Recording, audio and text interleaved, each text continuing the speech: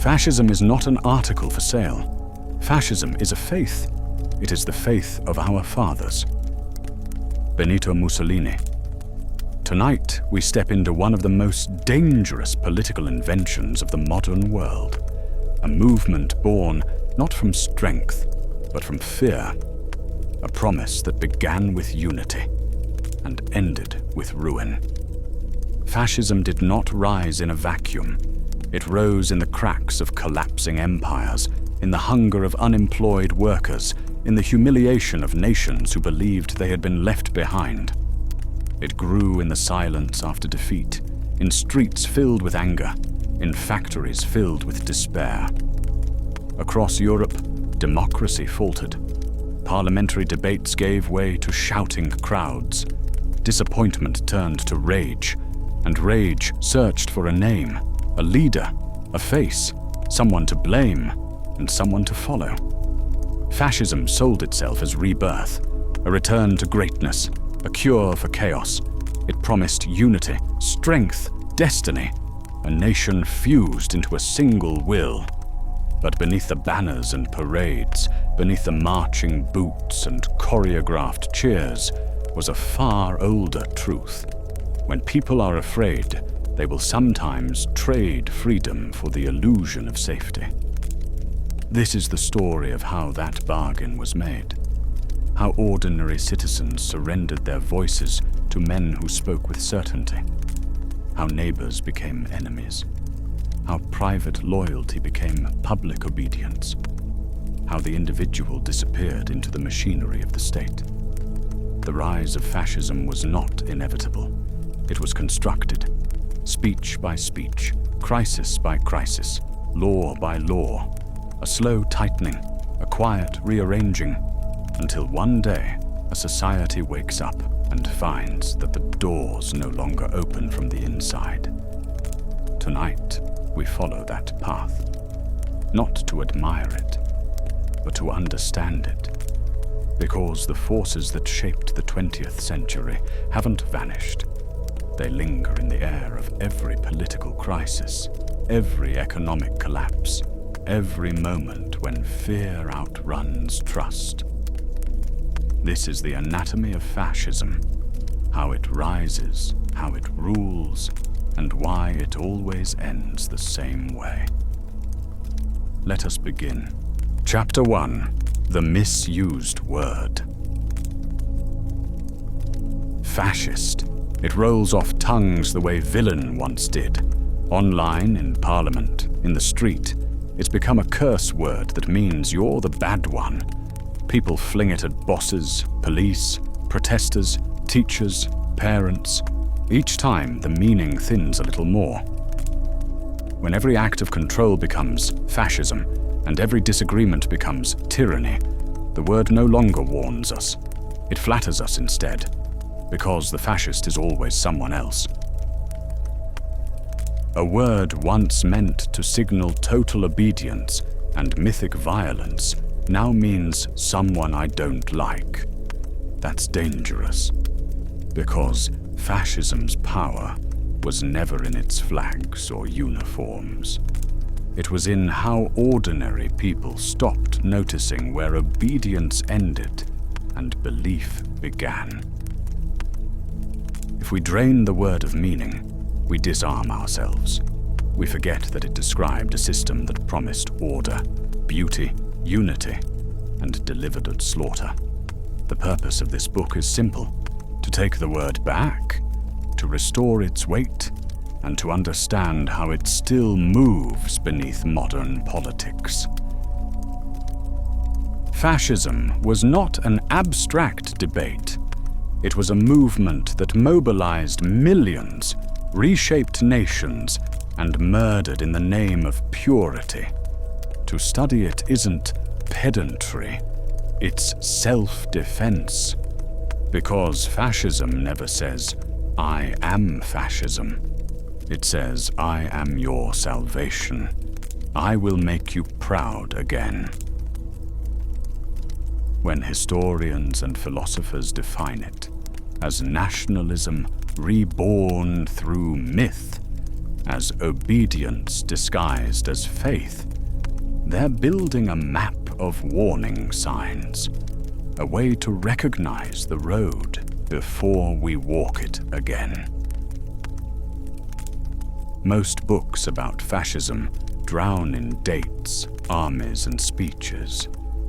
But behind those facts lives something older, a feeling, the hunger for unity, the ache to belong, the rage at humiliation. This audiobook is about that feeling, how it turns into an idea, how the idea turns into a movement, and how the movement consumes the people who built it. We will look at fascism not as monsters in uniforms, but as human beings searching for meaning and losing themselves in obedience. The story you're about to hear isn't distant history. It's a mirror, a map of how people trade doubt for certainty and liberty for belonging. If we understand how fascism began, the myths it sold, the wounds it healed, the lies it needed, we can start to recognize its shadow when it moves again. This is not a story of villains, it's a story of temptation. Chapter 2: The World Before Fascism. Europe, 1918. The guns fall silent, but the silence is not peace, it's exhaustion. Cities lie cratered, fields are bones and wire. A generation of young men has vanished into mud. Empires that seemed eternal, Austro-Hungarian, Ottoman, German, Russian, collapse in a single breath. What remains is confusion. Millions grieving, millions starving, millions asking, what was it all for? The modern world was supposed to bring progress. Instead, it brought slaughter by machine. The soldiers return home to countries that no longer feel like home. Their medals buy them nothing. Their sacrifice earns only unemployment lines. The men who fought for honor watch black markets and profiteers thrive. Politicians speak of democracy and peace, but the factories are closed, the pensions unpaid, the currency worthless. Veterans form gangs, march in uniforms again, this time without nations. They believe they've been betrayed by generals, by bankers, by the weak. Out of that bitterness, the myth of renewal begins to whisper. The 1920s arrive, and so does speed. Factories roar, women vote, jazz echoes through cities once ruled by silence. To some, it feels like liberation. To others, like chaos. Old hierarchies collapse. Religion loses its certainty. Machines replace muscle. Ideas replace tradition. People feel smaller in a world that moves faster than their hearts can keep up with. In that dizziness, the promise of order, of something ancient and solid, starts to sound like salvation. Democracy was supposed to be the answer. The war had been fought in part to defend it. Yet after the armistice, parliaments filled with noise but delivered nothing. Coalitions broke. Votes changed nothing. Inflation devoured savings. Strikes froze cities. To ordinary people, liberty began to look like paralysis. Liberalism promised freedom, but gave them hunger. It spoke of rights while their world crumbled. Fascism would soon step forward, claiming it could do what democracy could not, make the nation strong again. While Europe staggered, a new spectre moved from the east. The Bolshevik Revolution. Factories seized by workers, aristocrats executed, a king's family shot in a cellar. For the ruling classes of Europe, it was a nightmare made real. But even beyond elites, fear spread. If the masses could rise once, they could rise again. Every strike, every protest now looked like the first drumbeat of revolution. Fascists would weaponize that fear, turning anti-communism into the perfect excuse for dictatorship. Between chaos and fear, a space opened, a void of meaning. The old gods were gone. The old empires were gone. And democracy seemed too fragile to fill the emptiness. People longed for unity, purpose, something to believe in again. Into that silence, a new voice began to form, speaking of destiny, discipline, and rebirth. That voice would soon call itself Fascism. Chapter 3: The Birth of the Idea. Before uniforms and parades, fascism was an idea, a reaction to chaos. It claimed that the nation was a living body and that individuals existed only to serve it. It rejected liberal equality, mocked reason as weakness, and worshipped action, hierarchy, and will. Where democracy said, "Every voice matters," fascism replied, "Every voice must sing one song." Where socialism spoke of class, fascism spoke of destiny, the destiny of a people chosen to rise again. And the first to give this vision shape was an Italian journalist named Benito Mussolini. Mussolini was born in 1883, the son of a blacksmith who read Marx and a Catholic school teacher who dreamed of stability. By his 20s, he was Italy's most famous radical editor, imprisoned for agitation, adored for his fire. He preached revolution, not nationalism. But the Great War broke his faith. When Italian socialists refused to support the war, he called them cowards. He saw soldiers dying for something larger than class, for Italy itself, and decided that emotion was stronger than ideology. By 1919, he created the Fasci di Combattimento, fighting bands of veterans in black shirts. Their symbol came from Rome's fasces, rods bound around an axe, strength through unity.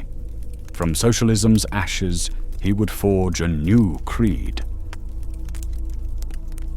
Mussolini's movement promised a third way, a path between capitalism and communism.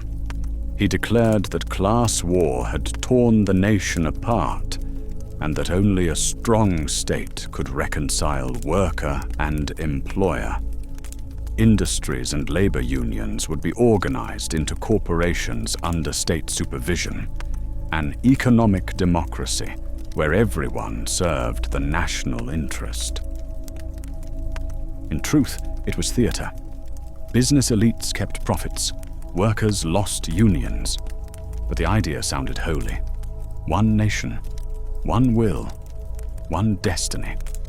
To a country ruined by strikes and inflation, fascism's language of unity felt like medicine. To turn movement into doctrine, Mussolini turned to philosopher Giovanni Gentile. Gentile provided the metaphysics of obedience. He taught that reality itself was spiritual, created by human will. Therefore, the individual existed only through the state. Freedom, he said, was not doing what you want. It was wanting what the state wants. The citizen was the cell, the nation, the organism. Disagreeing with the regime was not just dissent. It was blasphemy against the collective soul. This became fascism's core principle. Truth and morality flowed downward from the leader, never upward from the people. Fascism didn't persuade, it enchanted. It told stories of Rome reborn, of destiny restored. Facts were flexible. Emotion was absolute.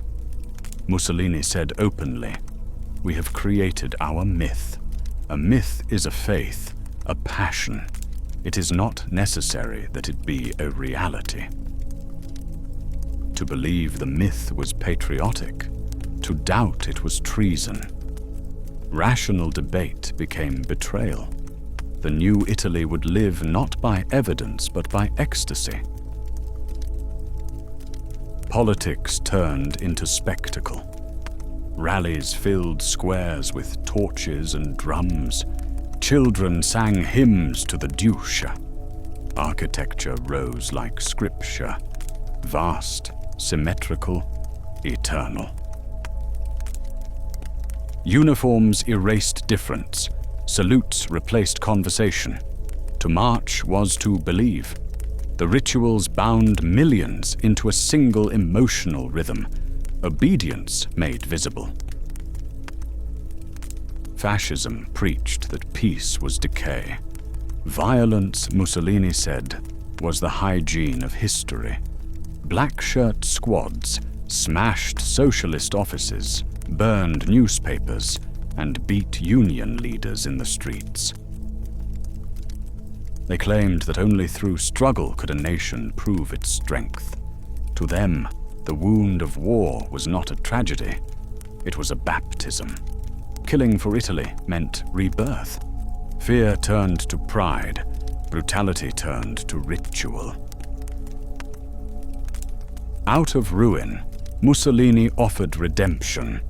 He promised that Italy, mocked for its weakness, divided by class and region, would become great again. Obedience would heal division. Sacrifice would make them whole. By the early 1920s, thousands believed. They no longer saw dictatorship. They saw deliverance. The man who began as a socialist rebel had become the prophet of a new faith. Fascism, the politics of myth and obedience. Chapter 4. The Seizure of Power. Fascism's rise was not through ballots but through fists. Before it ruled, it terrorized. Mussolini's squadristi. Veterans in black shirts roamed the countryside, beating socialists, burning labor halls, and forcing mayors to resign at gunpoint. They called themselves defenders of order, but their order was built on fear. In many towns, the police looked away, sympathetic to the anti-communist cause. Landowners paid the squads for protection. Industrialists saw them as a cheap substitute for law. This was fascism's first lesson to Europe. Power could be seized through spectacle and street violence long before it was written into law. By 1922, Italy was exhausted. 5 governments in 3 years. Inflation, strikes, paralysis. Mussolini understood that the country didn't need another program. It needed a performance. He announced that 30,000 black shirts would march on Rome to demand a fascist government. In reality, it was a bluff. The troops were disorganized, poorly armed, more theater than threat. But the image of disciplined columns advancing on the capital terrified politicians more than the soldiers themselves. King Victor Emmanuel III refused to declare martial law. Instead, he invited Mussolini to form a government. And so, through choreography rather than revolution, fascism entered power, legally, but not democratically. It was the first coup achieved by costume and stagecraft. Once inside government, Mussolini moved quickly to clothe ideology and structure. He announced the birth of a corporate state, a new economic model to replace liberal capitalism and socialist class war alike. In theory, every profession, from farmers to factory owners, would be grouped into corporations supervised by the state, cooperating for the national good. In practice, it centralized power in Rome.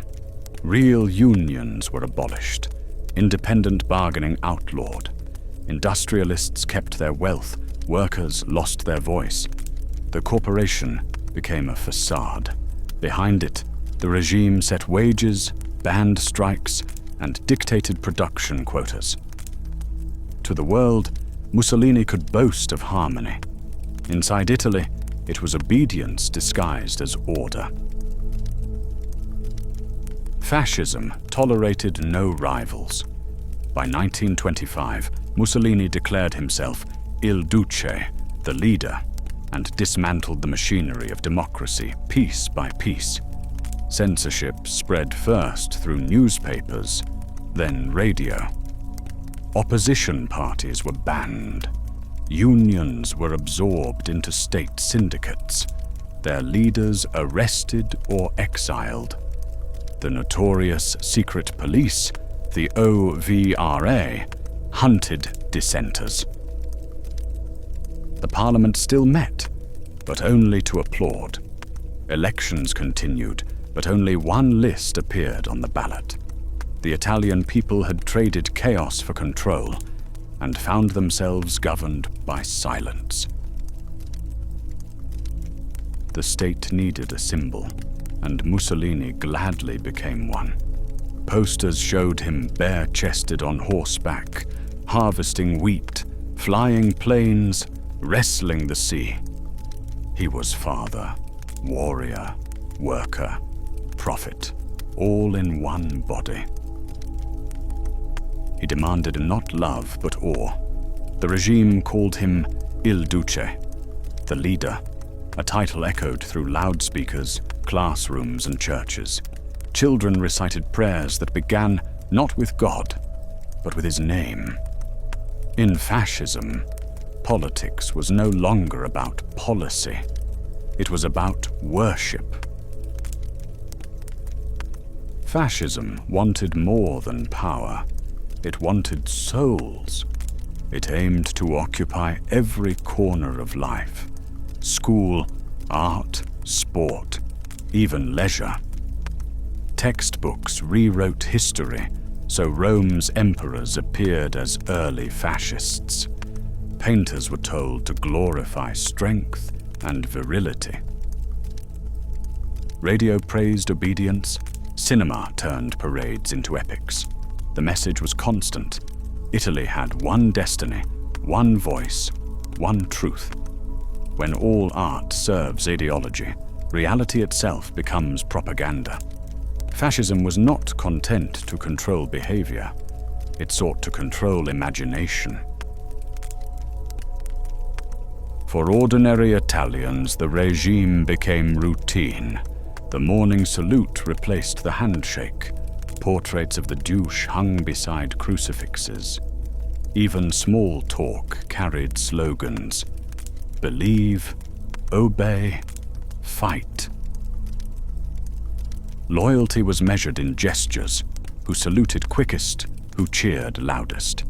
Children joined the Balilla youth movement, adults the party of the nation. Spies and informers filled the gaps where trust once lived. Fascism did not just rule Italy, it lived in its citizens' habits. Mussolini's success attracted admirers abroad. Foreign journalists called him the man who made the trains run on time. Conservatives saw a bulwark against communism. Delegations arrived in Rome to study the new discipline. Across Europe, imitators appeared. in Hungary, Spain, Portugal, and soon Germany. They copied the uniforms, the salutes, the myth of national rebirth. Fascism had proven that democracy could die not from invasion, but from applause. What began as an Italian experiment was becoming a European contagion. Chapter 5. The German Mutation. Germany, 1919.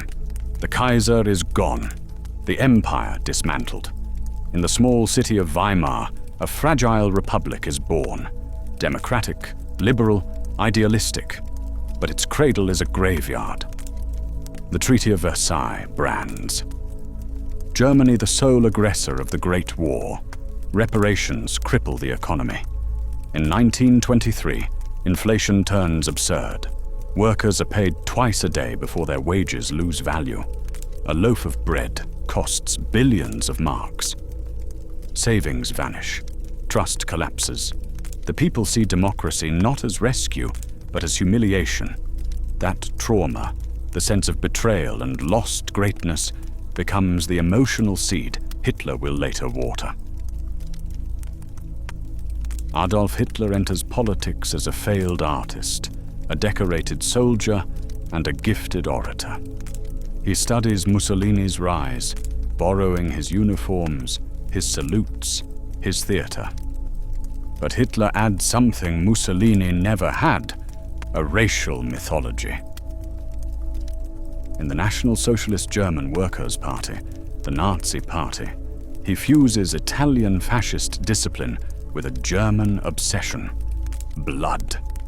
He claims that history is a struggle between races, Aryan creators and Jewish corruptors. Democracy, he says, is a Jewish trick. Marxism, a Jewish conspiracy. His movement transforms nationalism into biology. To purify the nation, one must purify the blood. Every crisis demands a culprit. For Hitler, Germany's defeat was never military, it was moral. He blamed Jews, communists, intellectuals, and liberals for stabbing the nation in the back. That lie, the Dolchstoßlegende, the stab in the back myth, became Nazi scripture. It turned humiliation into rage and offered a clear enemy to hate. Conspiracy replaced analysis. Prejudice replaced truth. When an entire nation accepts myth as medicine, scapegoating becomes therapy, and hatred becomes policy. In fascism, the nation was holy. In Nazism, it was genetic. The Nazis declared the German people the purest branch of the human tree, the Aryan race. Science became servant to ideology. Skulls measured, bloodlines traced, textbooks rewritten. Children were taught that loyalty meant keeping the blood pure. Marriage, medicine, and morality were all redefined as acts of racial hygiene. It was a faith dressed in lab coats, a religion of ancestry, baptized in pseudoscience. And like all faiths, it promised paradise, a world cleansed of impurity. The Nazi Party grew not as a political machine, but as a movement of belonging. Meetings looked like revivals: banners, drums, uniforms, torches. Hitler understood that people did not crave facts. They craved feeling. He turned politics into theater and followers into disciples. Marching together gave them rhythm. Shouting slogans gave them certainty. To wear the brown uniform was to shed loneliness. It wasn't a party. It was a church of national redemption. The Nazis mastered something Mussolini only hinted at: total control of perception. In 1933, Hitler appointed Joseph Goebbels as Minister of Propaganda and Enlightenment, a title that revealed the intent. Goebbels believed repetition could replace reality. He flooded radio, film, and newspapers with one emotion: pride through fear. He understood that a lie told 1,000 times doesn't become truth, it becomes habit. And once habit sets in, truth no longer matters. Under fascism, information doesn't describe the world, it manufactures it. When Hitler came to power in 1933, unemployment in Germany stood near 6 million. Banks had collapsed, factories were silent, faith in the Republic was gone. Within 4 years, joblessness seemed to disappear. Highways, stadiums, and factories spread across the country, and ordinary Germans began to say, "He gave us work again." The recovery was real, but its roots were fragile. The Nazi state poured money into public works, such as the Autobahn, housing programs, and rail expansion. At the same time, it secretly rebuilt the army in open violation of the Versailles Treaty. The government borrowed heavily, hid its debts off the books, and financed production through MEFO bills, promissory notes guaranteed by the state.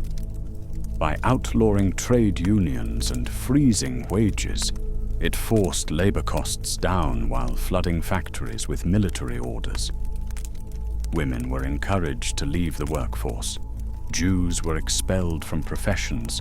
Statistics improved because dissenting lives were erased from the count. The result was an economy running hot on borrowed time, a short-term boom powered by rearmament, propaganda, and repression. To the public, it looked like prosperity. In truth, it was mobilization for war. Beneath the spectacle stood two instruments of control: the Gestapo and the SS. The Gestapo, Geheime Staatspolizei, the secret state police, hunted political opponents. It operated without warrants, relying on denunciations from ordinary citizens. Fear of the Gestapo kept people silent long before its officers ever knocked. The SS, or Schutzstaffel, began as Hitler's personal bodyguard. Under Heinrich Himmler, it became a state within the state, running concentration camps, policing ideology, and overseeing racial policy. Its black uniforms and skull insignia were meant to signal purity and terror in equal measure. Together, the SS and Gestapo formed the backbone of Nazi authority.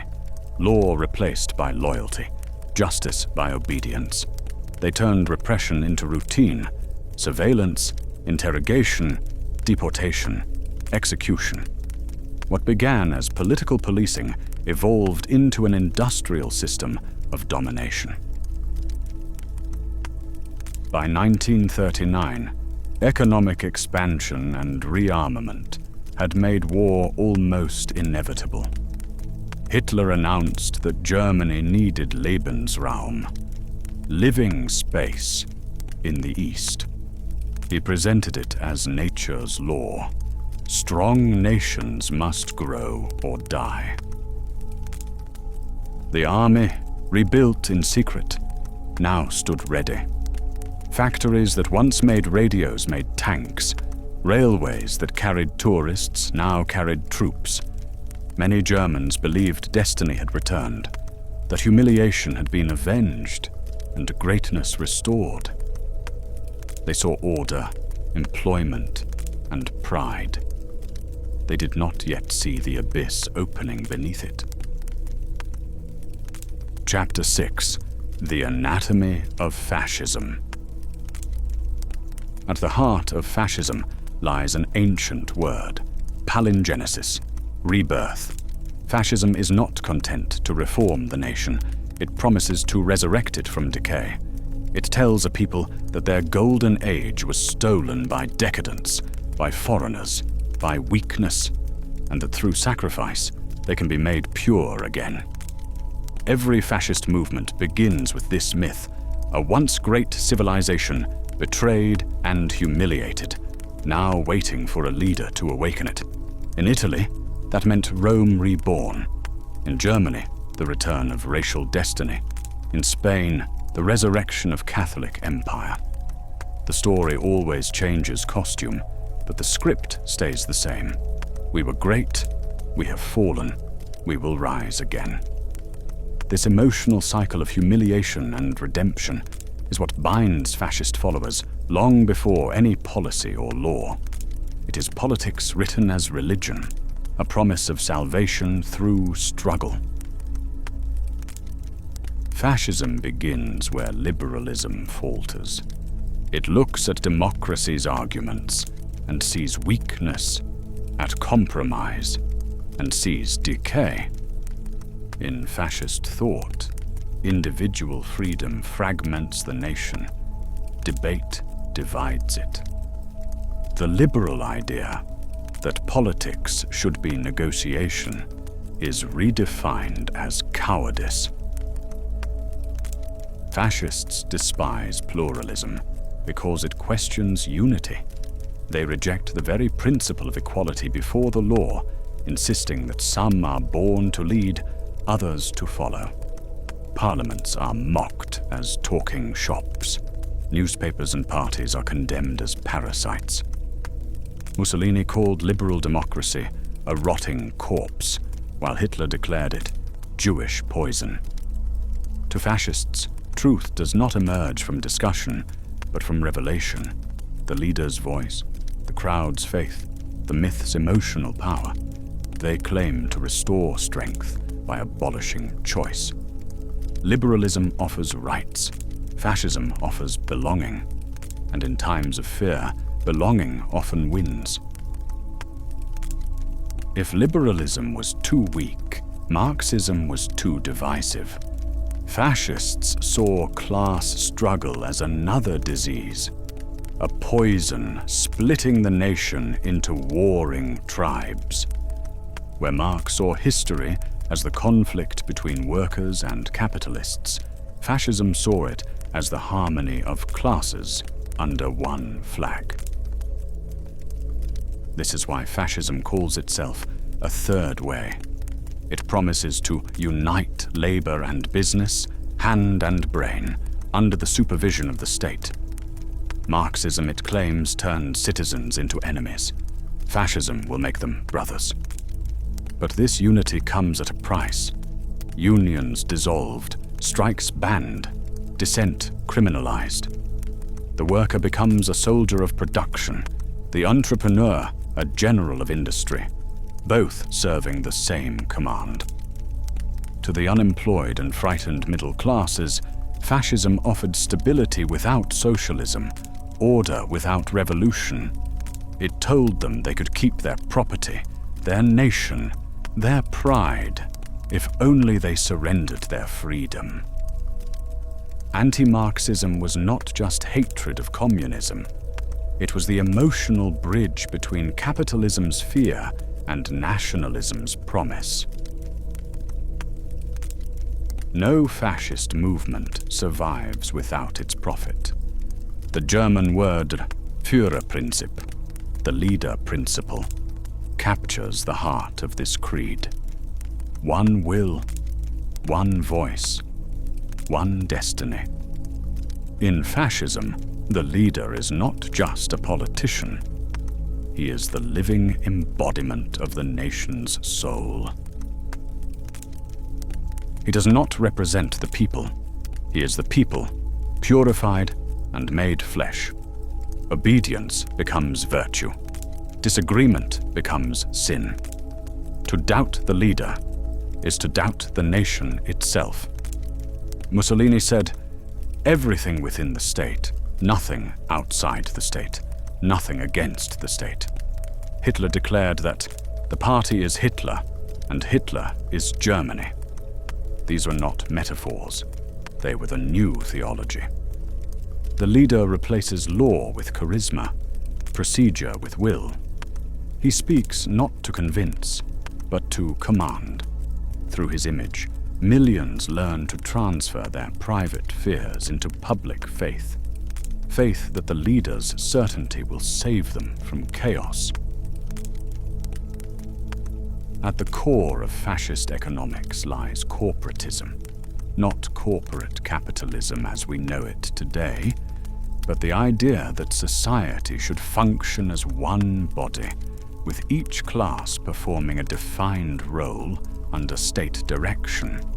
Fascists claimed they had solved the conflict between workers and employers by fusing them into a single national enterprise. In Mussolini's Italy, industries were grouped into state-controlled corporations, agricultural, industrial, and professional sectors meant to coordinate production and wages. In theory, this created harmony. In practice, it destroyed independence. Trade unions were banned. Strikes became treason. The worker was told his labor was patriotic duty. The employer, that profit was service to the nation.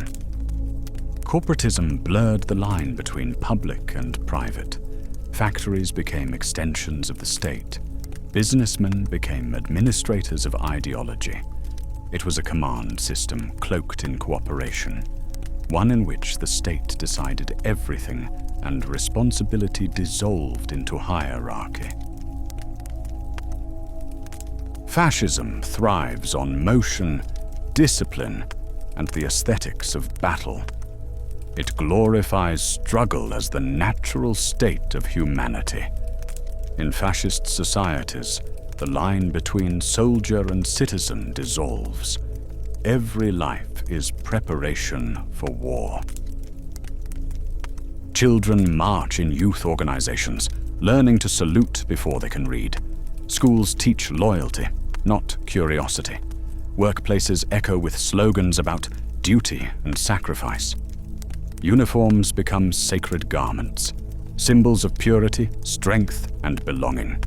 Even leisure is militarized. Parades, sports, and rallies turn physical fitness into political virtue. Mussolini once said that war brings out the noblest virtues of man, while Hitler called peace the lie of the weak. Fascism converts society into a permanent training camp, where order replaces thought and courage replaces conscience. The citizen becomes a weapon polished by routine. When every moment of life feels like mobilization, war stops being horror.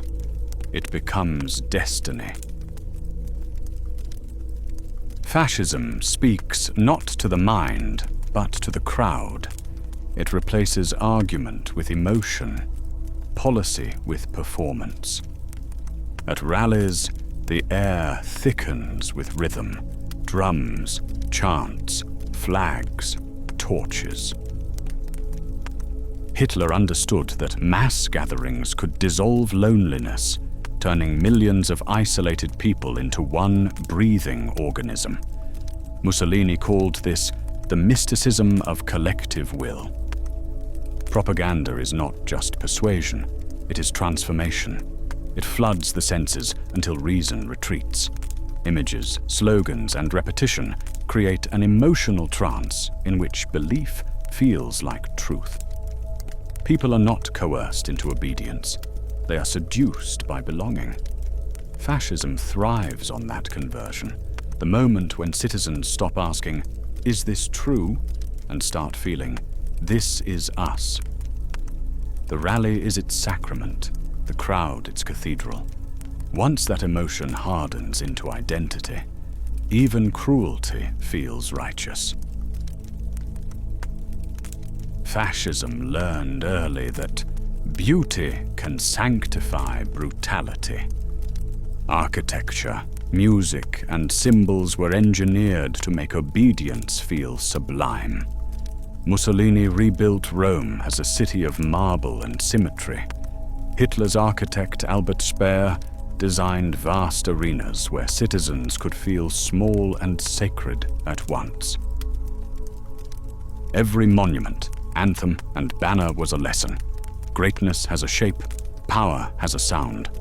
Marching bands replaced debate, columns replaced conversation. Even typography served ideology. Sharp, monumental, eternal. Art was stripped of ambiguity. It existed only to glorify the nation. By turning politics into art, fascism disguised domination as beauty. The people were not told to think. They were told to feel inspired. In that aesthetic awe, cruelty became ceremony. Every fascist regime reimagines the family as a miniature state. Men are soldiers and workers. Women are mothers and symbols of purity. The body itself becomes political. Strong men represent power. Fertile women represent future. In Italy, the regime gave medals to women who bore many children, the mothers of the nation. In Germany, motherhood was exalted as racial duty. Abortion was banned for Aryan women, but encouraged for those deemed unfit. Fascism framed equality as chaos, feminism as treason.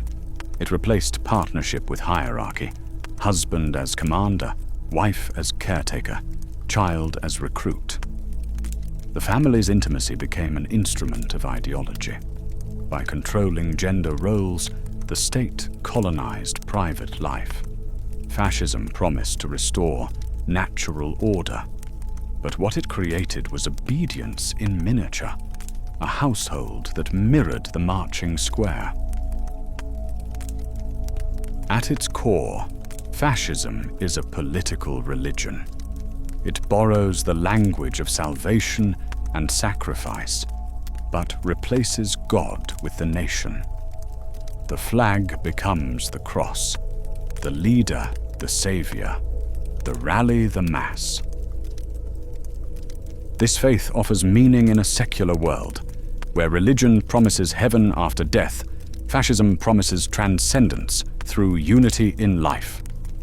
Its commandments are simple. Believe, obey, fight. Doubt is heresy. Reason is rebellion. Fascism thrives where traditional faith has withered, but the hunger for belonging remains. It gives people something larger than themselves, a myth to die for. And like all myths, it feels eternal until the moment it collapses. Chapter 7: Propaganda and the Manufacture of Reality. Every authoritarian system begins by seizing words before it seizes weapons. Fascism understood that to rule speech is to rule thought. Its first act was to purge vocabulary, to simplify, distort, and load it with emotion. Nuance vanished. Adjectives became verdicts. Those who disagreed were traitors. Modern art was degenerate. Opposition became anti-national. This linguistic cleansing did more than censor. It reshaped how people could think. When every word carries a moral charge, conversation becomes impossible. Language shrinks to slogans, and slogans replace ideas. George Orwell would later call this new speak, but fascists practiced it decades earlier. By stripping words of complexity, they stripped citizens of the ability to reason. And once a people lose language, they no longer need censorship. They censor themselves. Fascism doesn't argue, it narrates. It rewrites history as legend, turning failure into fate. The nation's past becomes a parable of betrayal and resurrection, humiliation as crucifixion, the leader as savior. In Mussolini's Italy, the myth was Rome reborn. In Hitler's Germany, it was racial destiny. In Franco's Spain, divine order restored. Each story erased complexity and replaced it with moral clarity. Good versus evil, strength versus weakness, purity versus corruption. Even suffering became proof of virtue. Economic hardship, war losses, and persecution were recast as sacred trials, evidence that the nation was being purified. Through myth, the people stopped analyzing and started believing. Fascism's power lay not in logic, but in the poetry of grievance, the promise that pain had purpose. Once the story was written, the regime made sure no rival story could survive. Fascist propaganda relied on total media capture, the merging of press, radio, film, and art into a single voice of the state. In Italy, all newspapers were brought under the Ministry of Popular Culture. In Germany, Joseph Goebbels dictated headlines, film plots, even popular song lyrics. Radio became the regime's heartbeat, every home tuned to the same speeches, the same triumphal music. Cinema projected grandeur, marching soldiers, smiling children, eternal sun. Information ceased to describe reality. It performed loyalty. A free press tells you what is happening. Fascist media tells you what to feel about it. Pride, fear, devotion. Fascism perfected what Goebbels later summarized. If you tell a lie big enough and keep repeating it, people will eventually believe it. The big lie works not because people are foolish, but because repetition wears down resistance. When the same message saturates every newspaper, every radio, every poster, the mind confuses familiarity with truth. The lie also flatters its believers. It gives them moral superiority. To doubt it feels like betrayal. To repeat it feels patriotic. This is why totalitarian propaganda is tireless. It doesn't merely spread falsehoods. It erases the boundary between truth and faith. And once that boundary disappears, the population no longer asks, "Is it real?" but "Is it ours?" Fascism feeds on paranoia. Citizens are told that enemies hide everywhere, in schools, newspapers, banks, even the family. In Nazi Germany, this became an obsession with world conspiracies. Jews, Freemasons, Bolsheviks, intellectuals, feminists, all supposedly plotting to weaken the nation. Conspiracy thinking gives chaos a face. It turns anxiety into purpose. You are not suffering because the economy is broken, but because someone wants you destroyed. It converts complexity into comfort. No matter how random life feels, there is always a hidden enemy to blame. This narrative flatters believers. It makes them heroes in an invisible war. Doubt becomes treason. Hatred becomes duty. Once a society absorbs that logic, it can justify anything. You cannot reason people out of conspiracy, because conspiracy offers something logic cannot. The feeling of certainty in a frightening world. Fascism understands that emotion is more powerful than argument, and nothing stirs emotion like spectacle. Rallies, parades, and mass choreography transform politics into theater.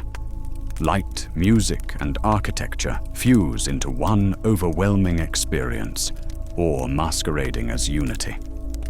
At Nuremberg, tens of thousands marched in torchlit precision as searchlights carved cathedrals into the night sky. Speer called it architecture of light.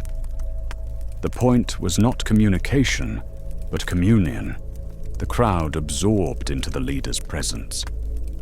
Every synchronized gesture told the same story. Individuality is weakness. Discipline is destiny. Fascism turned aesthetics into anesthesia, numbing thought through beauty. When the crowd gasped, they didn't just see power, they felt it, and that feeling became truth. Humans fear exclusion more than punishment. Fascist propaganda exploits this instinct ruthlessly. Once the regime controls media and ritual, silence itself becomes suspicious. People learn that doubt is dangerous, that the safest way to survive is to conform, to nod, to repeat. Neighbors monitor neighbors. Workplaces hold loyalty oaths. Children report unpatriotic parents. Courage becomes loneliness. The genius of totalitarian control is that it rarely needs constant violence. It turns social fear into self-policing. People censor themselves long before the state has to. The result is a society that appears unified, not because everyone believes, but because everyone is afraid to appear alone. And so fascism achieves its deepest illusion: unanimous devotion. At the end of this process, truth itself collapses. When every statement is propaganda and every fact political, citizens stop caring what is real. They ask only what feels loyal. In such a world, contradiction no longer shatters belief. It strengthens it. If the leader changes his story, it is revelation. If evidence appears, it must be sabotage. The mind, exhausted by uncertainty, retreats into faith.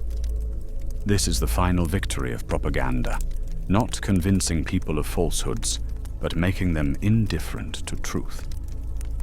As Hannah Arendt wrote, the ideal subject of totalitarian rule is not the convinced Nazi or the convinced communist, but people for whom the distinction between fact and fiction no longer exists. Chapter 8: Economy of Control. Fascism presents itself as the cure to class conflict, a system where worker and employer no longer fight but cooperate for the nation. This promise is called corporatism, the idea that society functions like a body, each organ serving the whole under state direction. In Mussolini's Italy, industries were reorganized into 22 corporations, each representing a sector of the economy. Officially, workers and employers shared decision-making. In reality, the state decided everything. Collective bargaining vanished, replaced by government decrees. Labor's independence was erased, but its image was preserved, harmony as performance. To outsiders it looked orderly, scientific, modern. Inside it was a hierarchy dressed as cooperation. The state on top, business obedient below, and workers at the bottom, stripped of voice but told they were family. Corporatism was fascism's greatest illusion: peace through silence. Fascism could not tolerate labor movements because they embodied collective power outside the state. Independent unions were among the first institutions destroyed. Their offices were raided, leaders beaten or imprisoned, membership rolls seized. In Italy, the General Confederation of Labor was dissolved. In Germany, the Trade Union Congress was replaced by the German Labor Front, a state-run organization claiming to represent all German workers. But it was not a union, it was surveillance. Wages, hours, and working conditions were dictated from above, and strikes became crimes against the nation.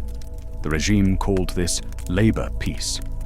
In truth, it was coerced obedience.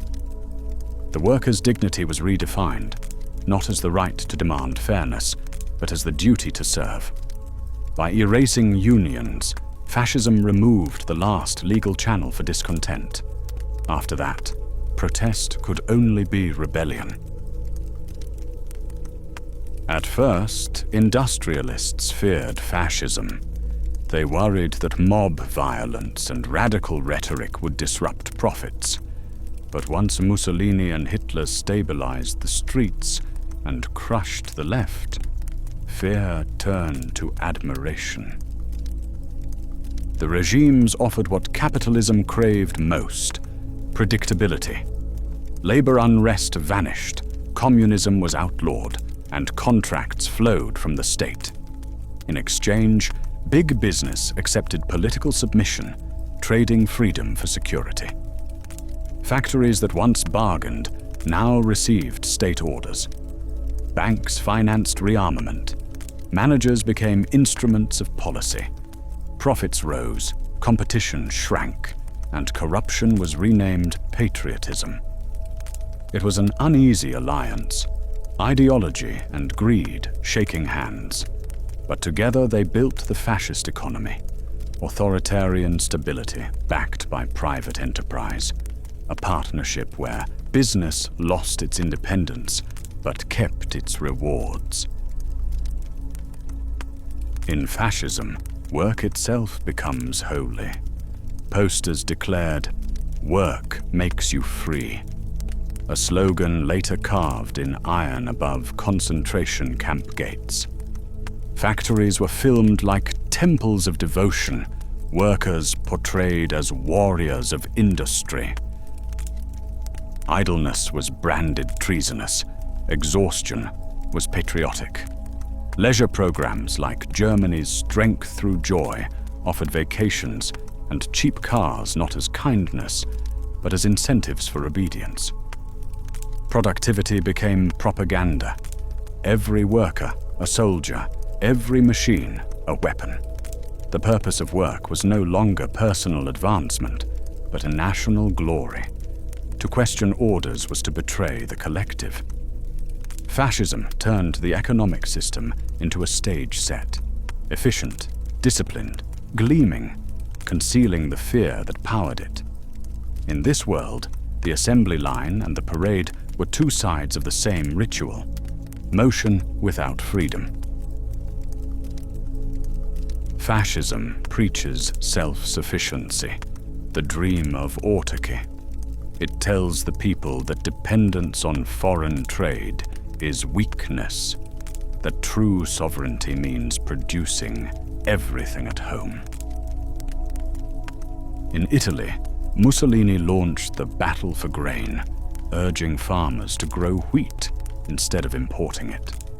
In Germany, Hitler promised to free the Reich from foreign exploitation. But self-sufficiency was mostly theater.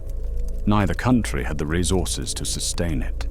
Italy lacked coal and oil, Germany lacked rubber and metals. So the regime disguised expansion as necessity. If the nation could not survive within its borders, it would simply enlarge them. Autarky became the moral cover for imperialism, conquest rebranded as survival. In fascist ideology, invasion was not aggression, it was biology. A healthy organism must expand or die. Economic planning thus merged with militarism. Production schedules became war maps, and scarcity became justification for empire. When autarky failed, the fascist state turned fully to rearmament.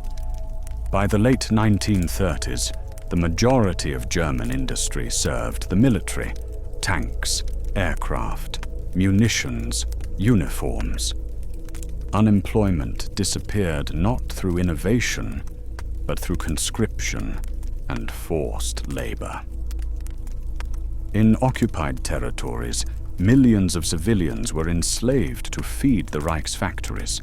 Italy followed the same pattern on a smaller scale, diverting resources to colonial wars in Ethiopia and Spain.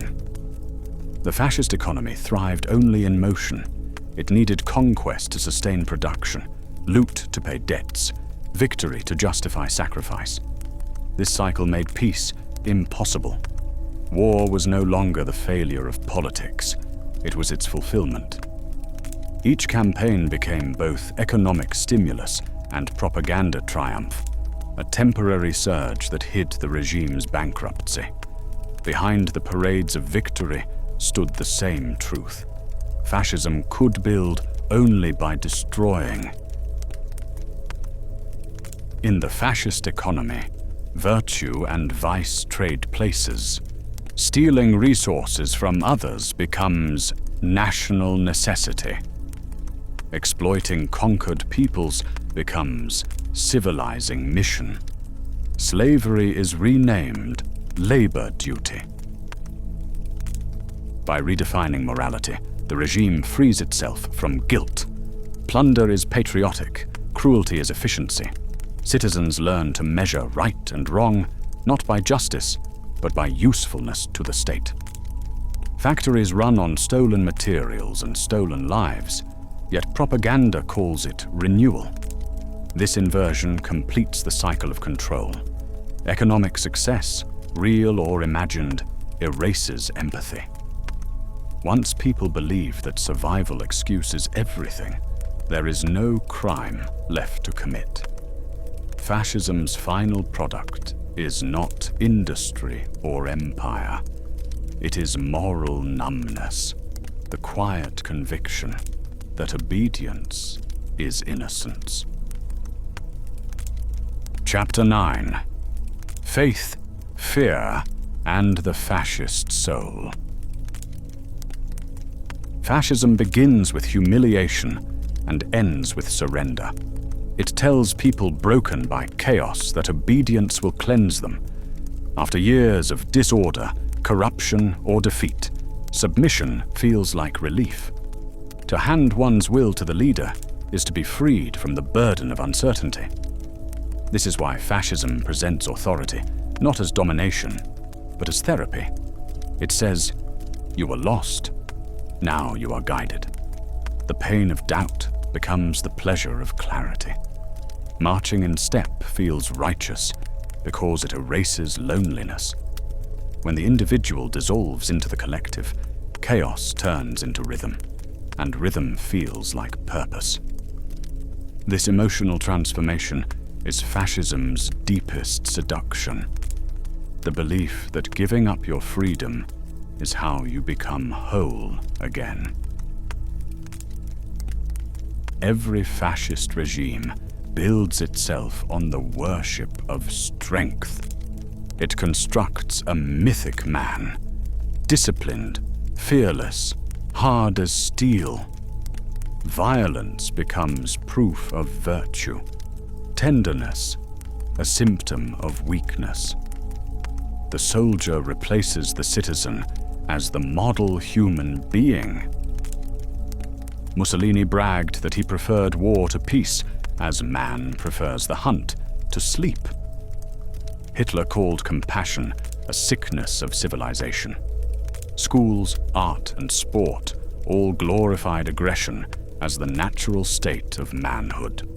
Physical labor and military service were framed as moral purification. To sweat was to serve. To bleed was to belong. This cult of masculinity erased empathy, turning domination into discipline. By defining the ideal man as unfeeling and invulnerable, fascism taught entire societies to fear compassion as a form of decay. If men were warriors, women became symbols of fertility and duty. Fascist regimes celebrated motherhood as a patriotic act, the womb as a weapon, the family as a fortress. Mussolini's Italy rewarded mothers of large families with medals. Nazi Germany gave them the Cross of Honor for childbirth. Abortion and contraception were outlawed. Working women were dismissed from offices and factories. Propaganda posters showed smiling mothers surrounded by children, framed by flags, the eternal feminine recast as biological nationalism. Women were told their love was service, their care an act of state devotion. This wasn't reverence, it was recruitment. By idealizing motherhood, fascism confined women to a single function, producing and nurturing loyal subjects. The private body became political territory, life itself drafted into ideology. Fascism knows that obedience must be learned young. Children were molded into miniature patriots long before they could reason. In Italy, the Opera Nazionale Balliglia trained boys for war and girls for motherhood. In Germany, the Hitler Youth and League of German Girls filled weekends with drills, songs, and parades. They learned to salute before they learned to think. Stories glorified sacrifice. History textbooks rewrote facts as destiny. Games taught hierarchy, leader and follower, command and obedience. The goal was not education, but conditioning, to replace curiosity with loyalty. By adolescence, millions believed the state more than their parents, the leader more than their conscience. Fascism understood that control secured in childhood would outlast any war. It did not just capture a generation, it colonized innocence. Fascism's unity depends on fear. Fear of enemies, fear of disorder, fear of standing alone. Every speech, headline, and radio broadcast reinforces the same rhythm. They are coming for us. Only obedience can save us. The they changes. Communists, foreigners, Jews, traitors, intellectuals. But the function stays constant. A frightened population clings to authority as a drowning man clings to rope. Security becomes sacred. Suspicion becomes patriotism.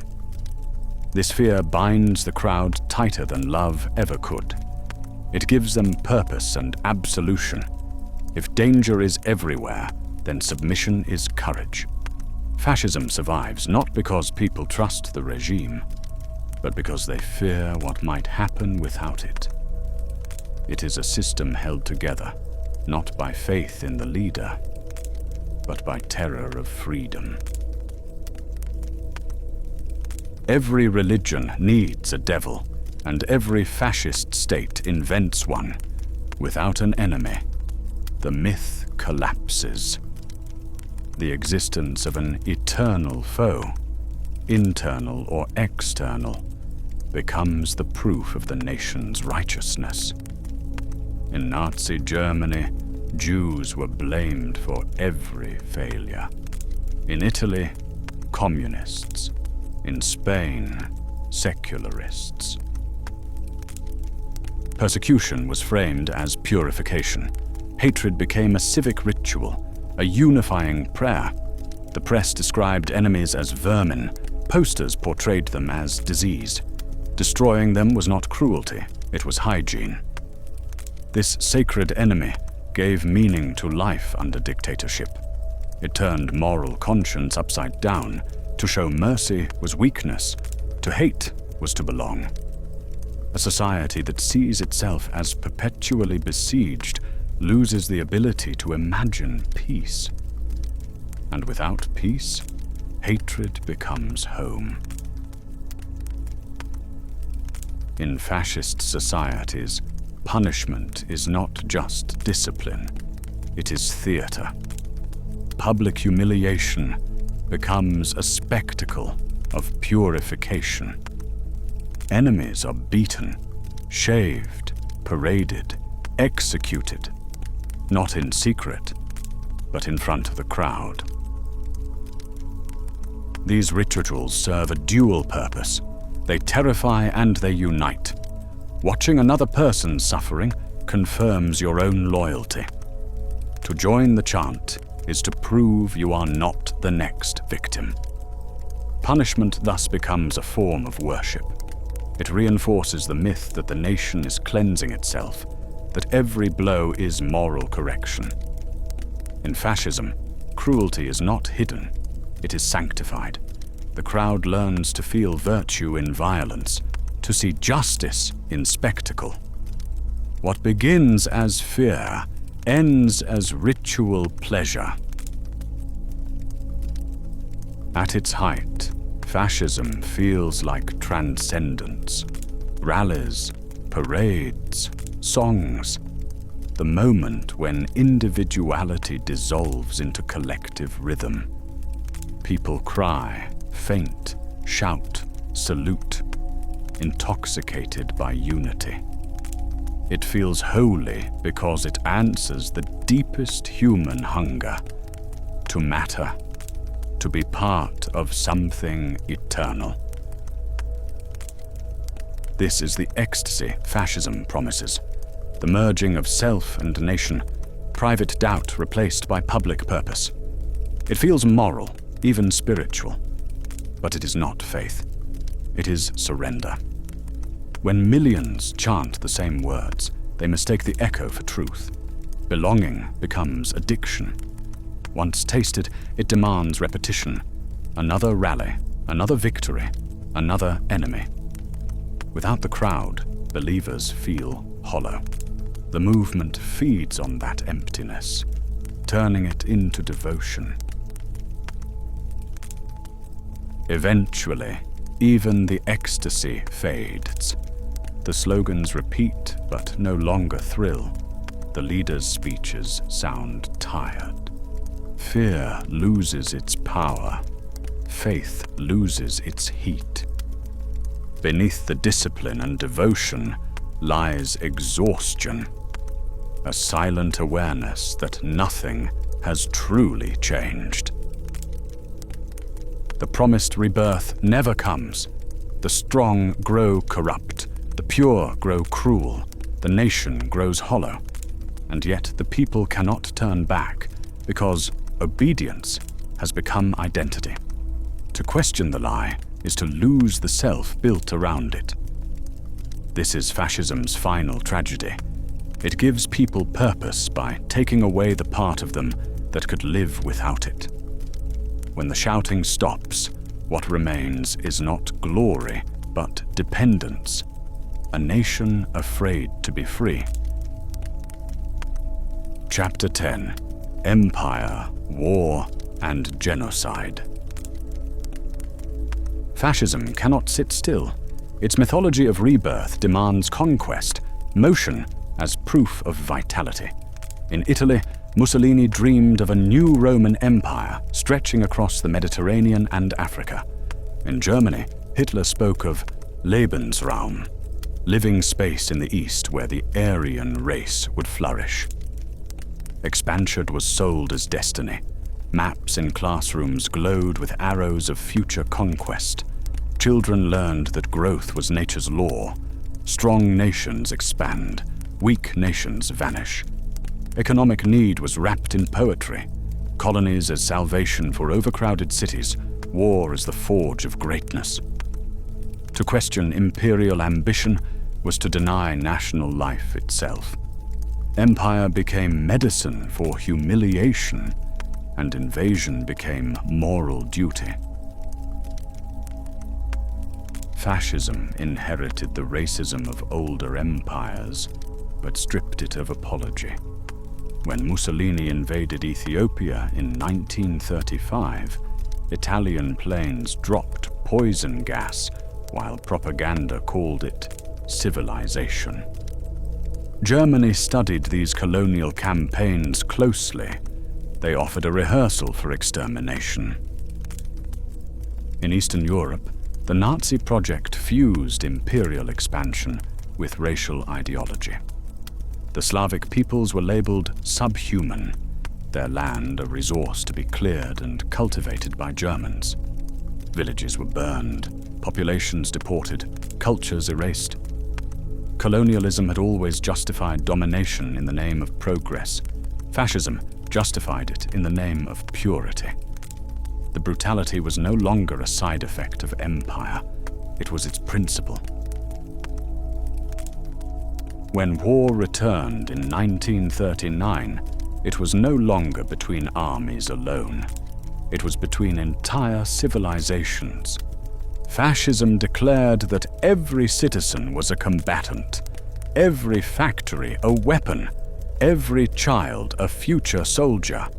Bombs targeted cities as much as front lines. The moral restraints of earlier wars evaporated. If the enemy was subhuman, then mercy was betrayal. Concentration camps expanded from prisons for dissenters into systems of annihilation. Science, logistics, and ideology fused into a single machine of destruction.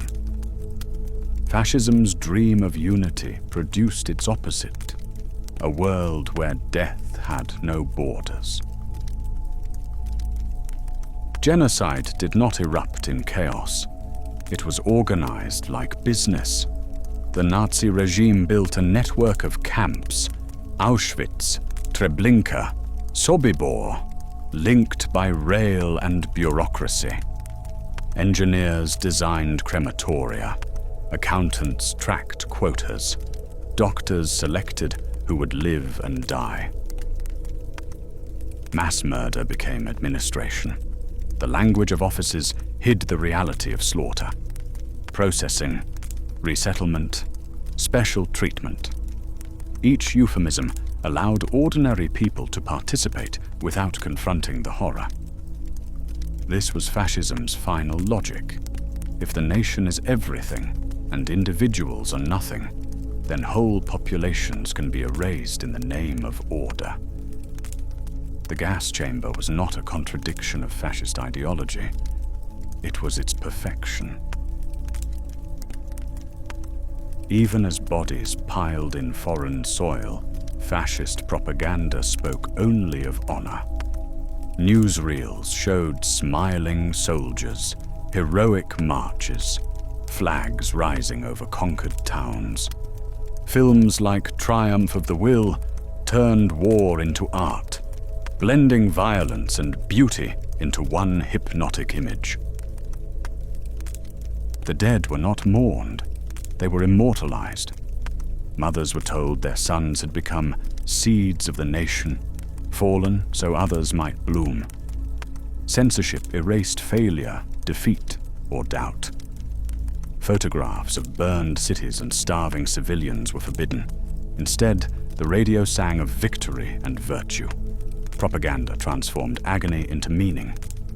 It gave the suffering population a script: endure, obey, believe, because sacrifice makes the nation holy. It was the final lie, the one that made all others possible. Not everyone believed, but resistance was perilous. In every fascist country, a spectrum formed between courage and fear. Some joined underground movements, partisans, priests, students, even soldiers who turned against their own. Others looked away, convincing themselves that silence was prudence, not participation. For most, complicity was quiet, a nod, a signature, a rumor ignored. Teachers repeated propaganda they did not believe. Railway clerks stamped the transport orders. Factory owners supplied the army. Few imagined they were sustaining genocide. They thought they were surviving history. But fascism's machinery ran not only on ideology, it ran on the small obedience of millions. That is its most frightening truth. Evil does not always roar. Sometimes it whispers, "Just do your job." By 1943, the dream began to implode. Allied forces landed in Italy. Mussolini was arrested, freed, and finally executed by his own people. Germany fought on, but the war that promised rebirth delivered ruin. Cities became rubble, families starved, soldiers froze in the east. As the Red Army closed in, even the faithful began to doubt. Propaganda could no longer hide defeat. Leaders who preached courage fled in bunkers and convoys, leaving nations to their ashes. The empire that claimed to last 1,000 years didn't survive 12. The machine of obedience had consumed itself, leaving only wreckage and ghosts. And yet, even as it died, some still saluted. Such is the power of belief when truth arrives too late. When the camps were opened in 1945, the world saw what obedience had built. Mountains of shoes, hair, gold teeth, traces of millions reduced to statistics. Soldiers wept, reporters fainted, the liberated could barely speak. The photographs traveled across the world, proof that civilization had devoured itself in the name of purity. For years, people asked, how could this happen? The answer was not only in the leaders, but in the followers, the clerks, the teachers, the neighbors who believed obedience was virtue. The revelation was not just of murder, but of complicity. Fascism had turned the ordinary into instruments of the unthinkable. And in that moment, humanity learned what it truly meant to lose its soul. Chapter 11: The Fall and Reckoning. By 1945, the fascist dream lay in ruins. Berlin burned under Allied bombs. Mussolini, captured while fleeing north, was shot by Italian partisans and hung by his heels in a Milan square, the crowd spitting at the body that once commanded parades. Hitler, refusing to face surrender, killed himself in an underground bunker as Soviet troops closed in. Cities across Europe were reduced to ash. Millions were dead, borders erased. Hunger and disease replaced ideology as daily reality. The empires that promised eternity vanished almost overnight. For the first time, the citizens who had shouted, marched, saluted, stood in silence. The flags that once filled the sky now looked like relics of madness. But defeat didn't bring instant clarity.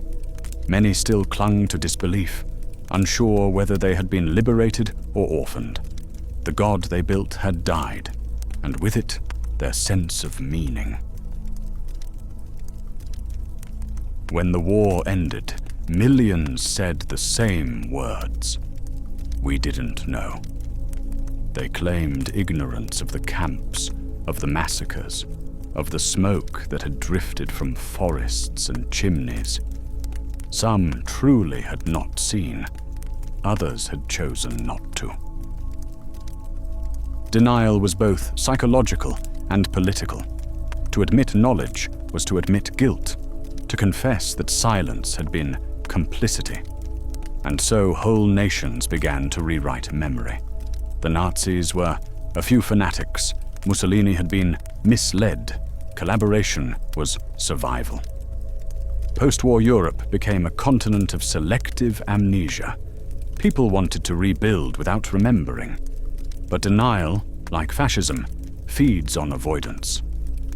The more they tried to forget, the more the truth returned. In nightmares, in testimonies, in the photographs no one could unsee. Then came the reckoning. In 1945, judges from 4 victorious powers convened in Nuremberg to try the surviving Nazi leadership. For the first time in history, crimes against humanity entered international law. The trials revealed the bureaucratic machinery of genocide: memos, invoices, blueprints, signatures. Murder had been managed through paperwork. The world heard the words, "I was just following orders," repeated like prayer. That defense, obedience as innocence, became the defining moral question of the century. Witnesses stood in court describing the camps, the shootings, the starvation. Films of liberation were projected in silence. Even the judges wept. The verdicts established a precedent. Power does not erase responsibility. Yet the deeper truth was harder, that the line between perpetrator and bystander was thin, sometimes invisible. Justice had begun, but understanding had barely started. When the guns went silent, the thinkers began to speak. Philosophers, theologians, and psychologists tried to explain what words like evil could mean after Auschwitz. Hannah Arendt, covering the Eichmann trial, coined the phrase, "the banality of evil," the idea that monstrous crimes can be committed by ordinary people who simply stop thinking. Theodor Adorno asked whether poetry was even possible after the camps. Carl Jung wrote that fascism had unleashed the collective shadow of Europe, its repressed aggression projected onto others. Across universities and pulpits, the same question echoed. How did civilization, with its art and science and faith, give birth to mechanized barbarism? The conclusion was unsettling. Fascism was not an alien force. It was a human possibility. The capacity for cruelty lived not only in tyrants, but in the obedient heart of modern society itself.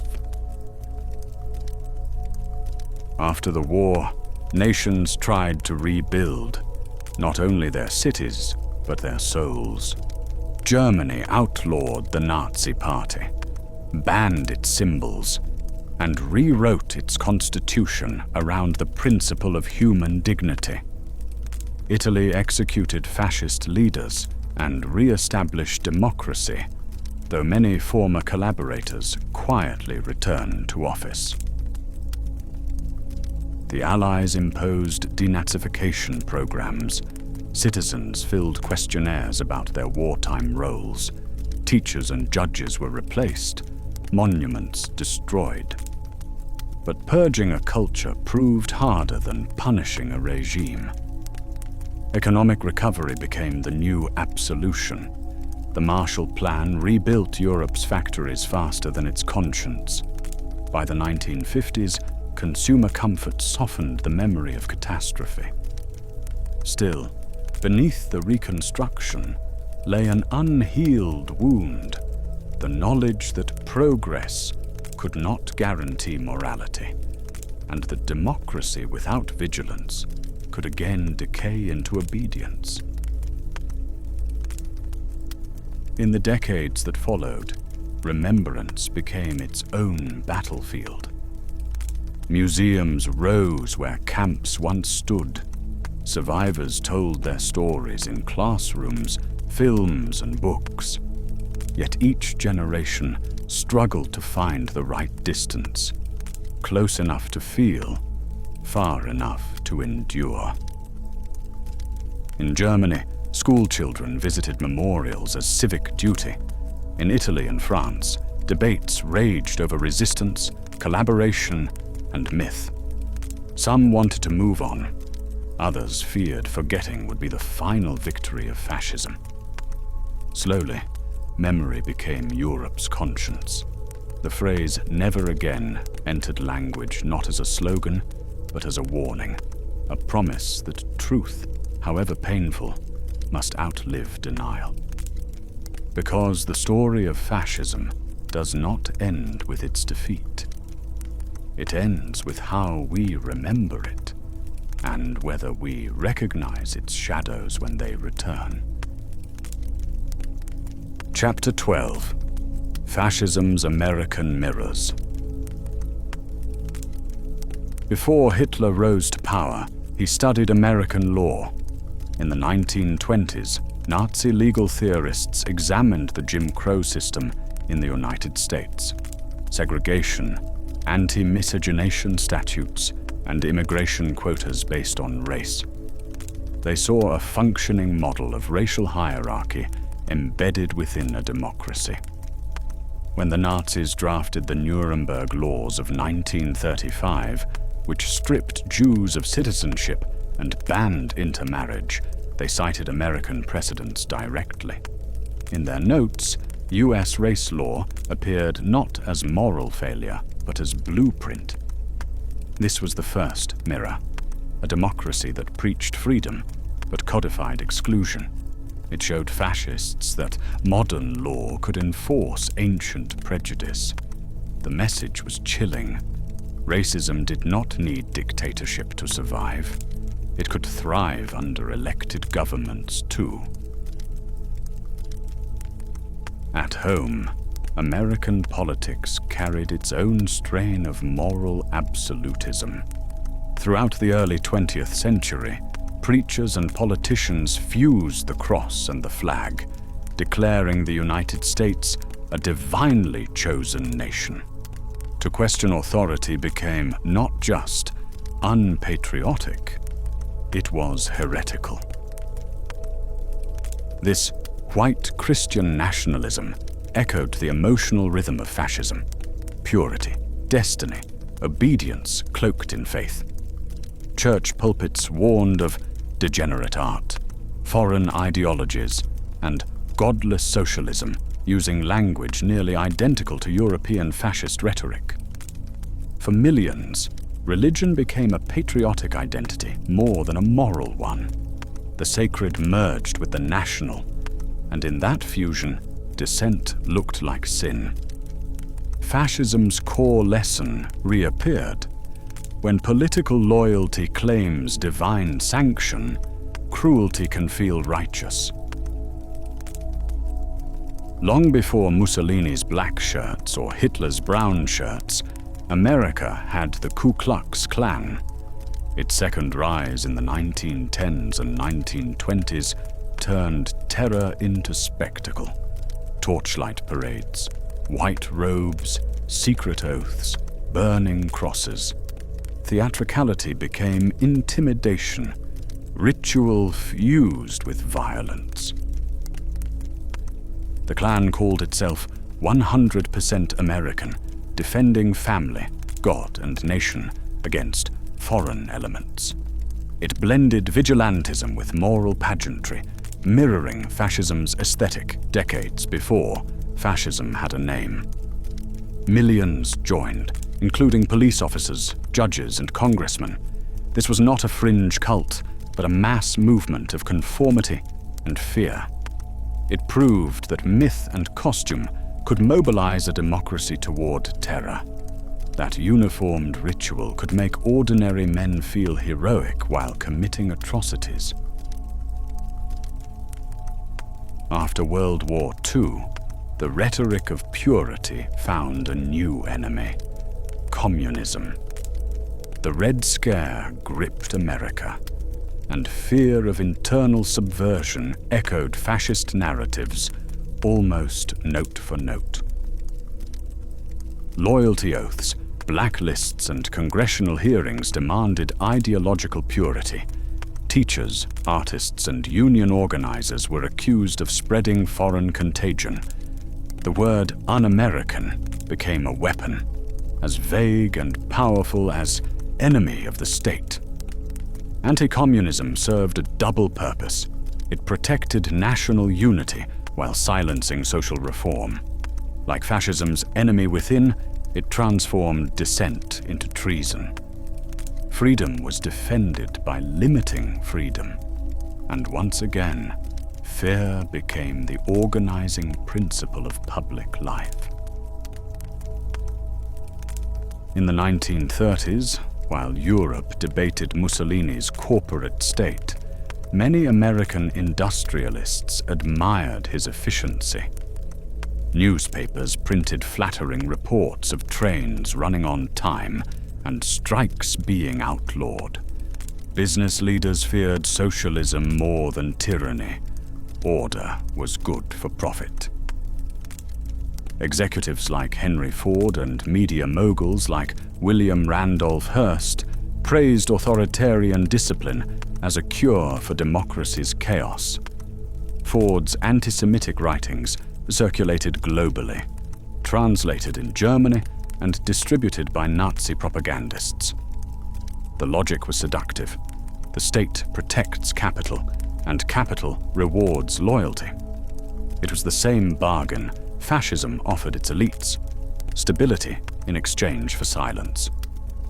When power and profit align, morality becomes negotiable.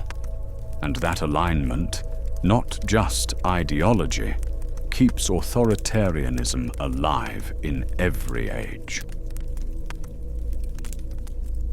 Long before fascism became a global word, black intellectuals in America recognized its logic. W.E.B. Du Bois wrote in the 1930s that fascism was simply the naked rule of the strong, something African Americans already knew under segregation. James Baldwin later warned that America's racial order was a mirror of the European nightmare. Toni Morrison observed that every empire invents the other it needs to feel pure, a process identical to fascist myth-making. These writers saw clearly that fascism is not imported. It is grown from fear, hierarchy, and denial. Their warning was moral, not partisan. Until America faced the fascism in its own heart, it would remain vulnerable to its return. Fascism didn't vanish. It changed costume. It reappears in the language of purity, the worship of strength, the hunger for a single voice to make the nation whole again.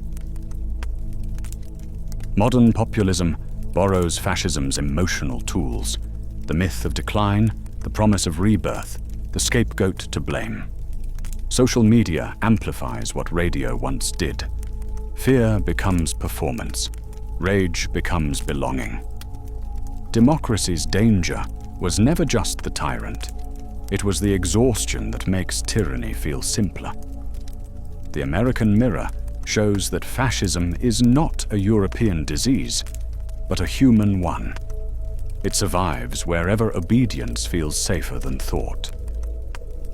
Chapter 13: The Psychology of Obedience.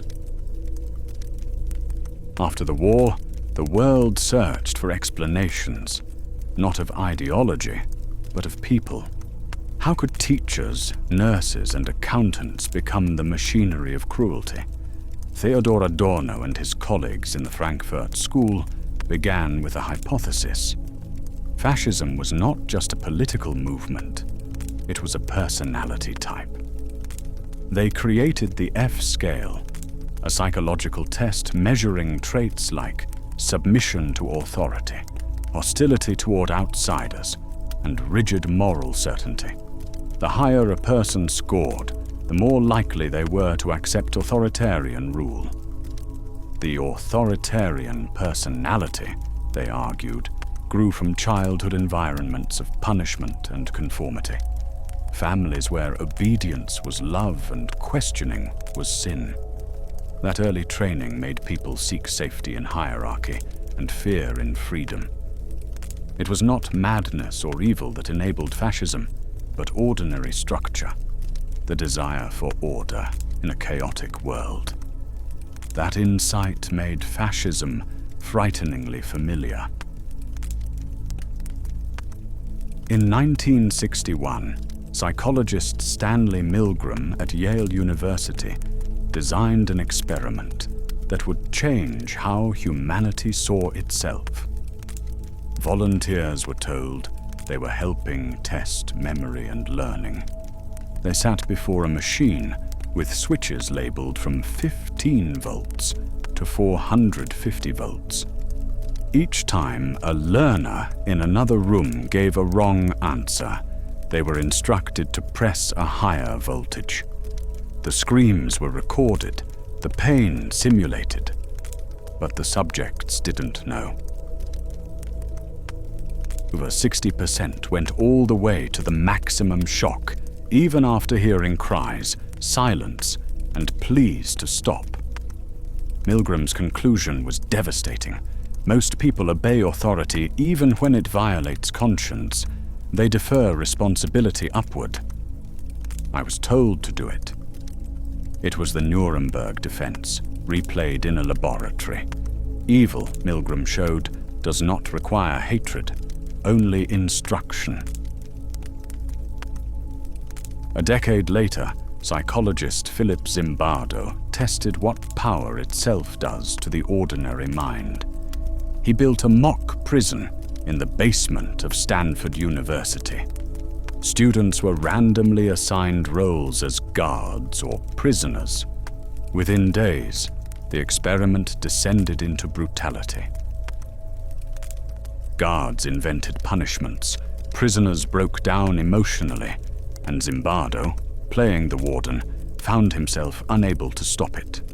He ended the study after 6 days, instead of 2 weeks.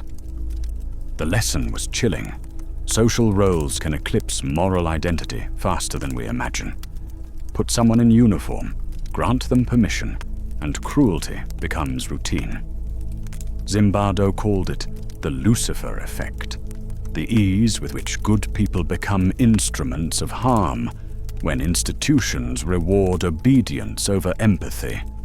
It wasn't history repeating, it was psychology revealing. In 1951, psychologist Solomon Asch ran a simple experiment on perception. Volunteers were shown lines of different lengths and asked which two matched. When alone, nearly everyone answered correctly.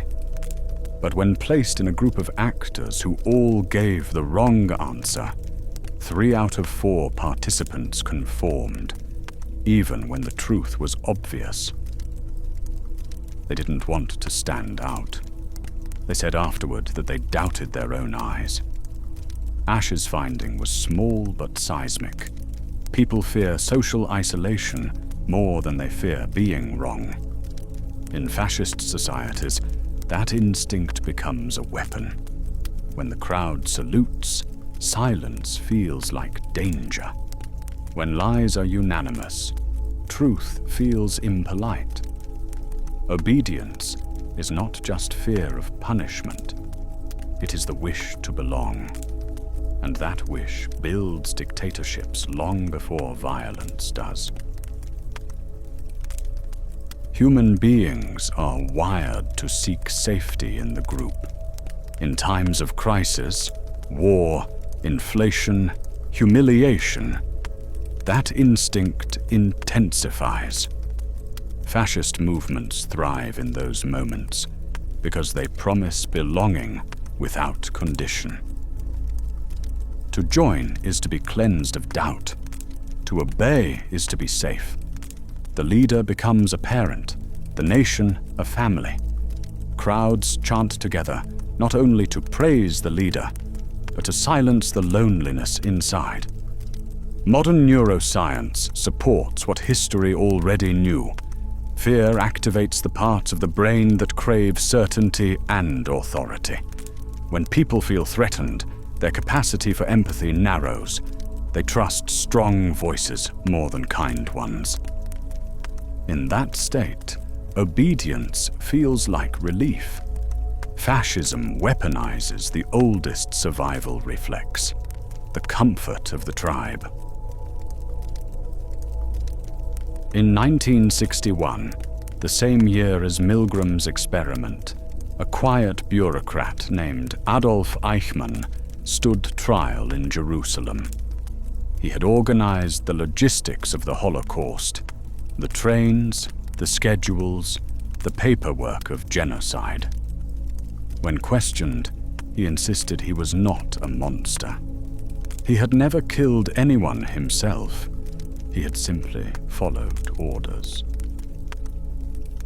Political theorist Hannah Arendt watched the trial and wrote, "The trouble with Eichmann was that he was terrifyingly normal." She called it the banality of evil, the idea that great crimes are often committed by unimaginative people obeying rules without thinking. Eichmann's defense echoed Milgram's subjects. I was told to. Arendt's insight was not about Germany alone. It was a warning about all modern systems where obedience replaces judgment, where good people do evil because the structure makes it easy and the conscience inconvenient.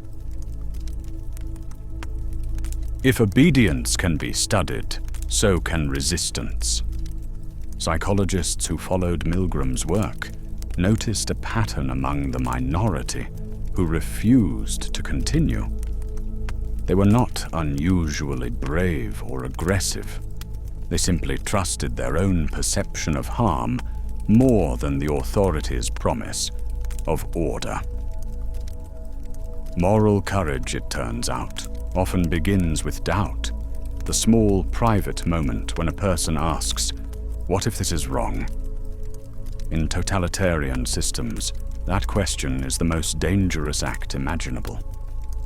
History remembers the few who defied, the German students of the White Rose movement who printed anti-Nazi leaflets, the Italian villagers who hid Jewish families, the soldiers who refused unlawful orders. They were punished, but their disobedience proved that conscience survives even under terror. Psychologically, defiance is not the absence of fear.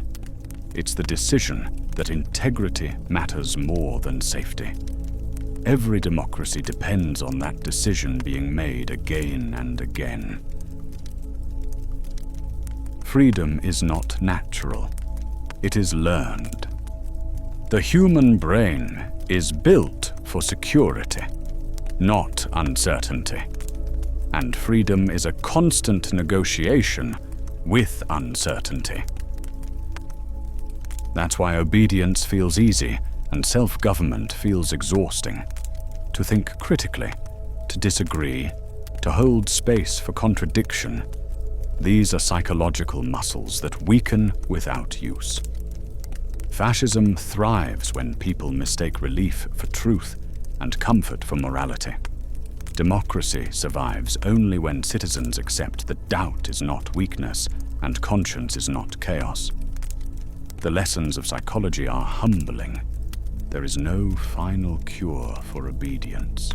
There is only awareness, the quiet vigilance that keeps freedom alive inside each mind. Chapter 14. Fascism, Communism, and the Question of Totalitarianism.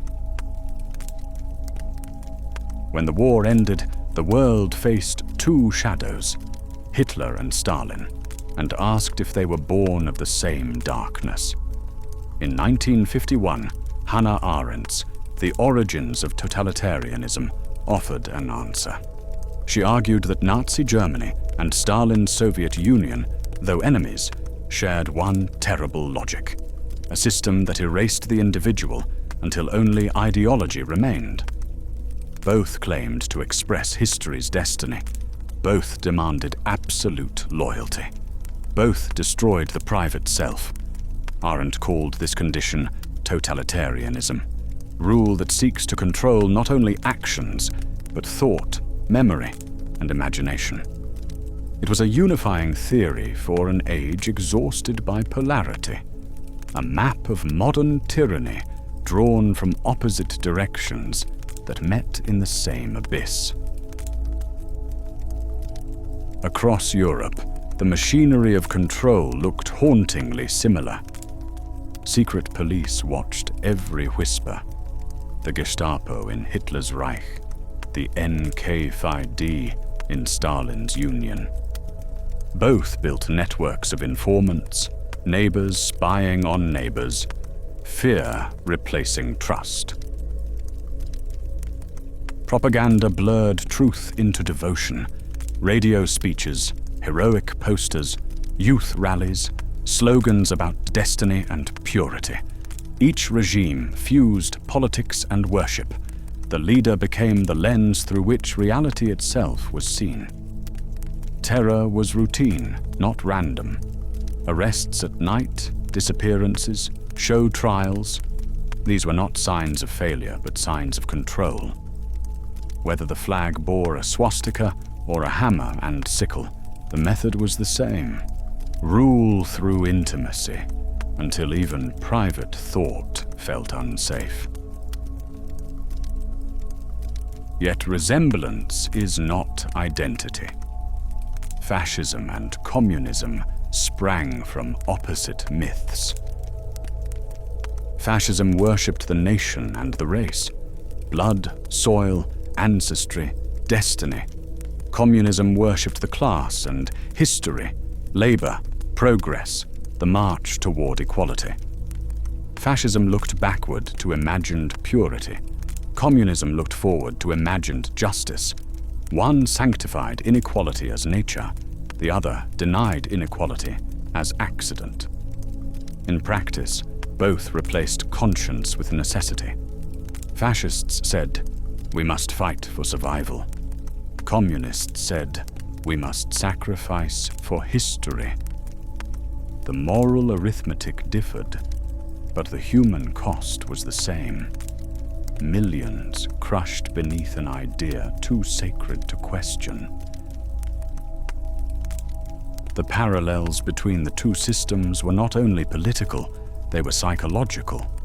The same obedience studied in post-war experiments lived inside both ideologies. Adorno's F-scale traced fascist tendencies to rigid family hierarchies and fear of difference, but those traits existed in communist societies too. Both regimes rewarded conformity and punished doubt. Citizens learned to police their own thoughts, to repeat the slogans that kept them safe. Obedience became identity. Moral language was replaced by ideological grammar. In fascism, the leader embodied the nation. In communism, the party embodied history.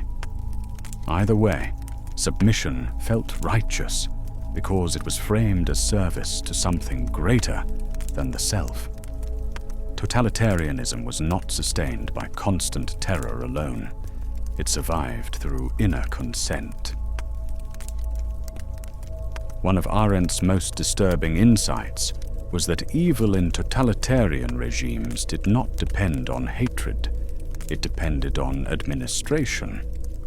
In both Nazi Germany and Stalin's USSR, murder was organized through paperwork. Deportations, executions, and purges all required forms, signatures, stamps, and clerks. The bureaucrat replaced the zealot. Killing became routine, not emotional, a matter of scheduling, supply, and efficiency. This was the face of modern horror, the polite civil servant who just followed procedure. The greater the organization, the smaller the conscience required to sustain it. Arendt warned that when structure replaces thought, civilization can commit barbarism with perfect grammar. Evil becomes a system, not an outburst. As the Cold War deepened, the concept of totalitarianism left philosophy and entered politics. Western leaders used it as a moral banner. Democracy versus totalitarianism. Freedom versus tyranny.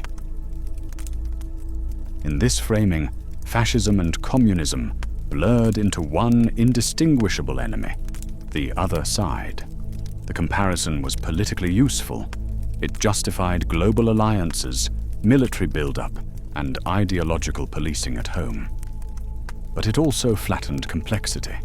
Nazi death camps and Soviet gulags were invoked together, often to score moral points rather than understand their causes. The word totalitarian became less an analysis than an accusation, a way to end debate instead of beginning it. The world learned to fear ideology, but not to recognize its quieter forms. When everything authoritarian is called totalitarian, the unique texture of fascism disappears. Its obsession with race, myth, masculinity, and spectacle fades beneath statistics of repression. Stalinism was grey and bureaucratic. Fascism was theatrical and erotic, a politics of feeling, not just control. It seduced as much as it coerced. By merging it with communism, scholars sometimes missed that difference. The fascist rallies, uniforms, music, and architecture were not decoration. They were instruments of emotion designed to make people love obedience. Communism demanded belief. Fascism demanded passion.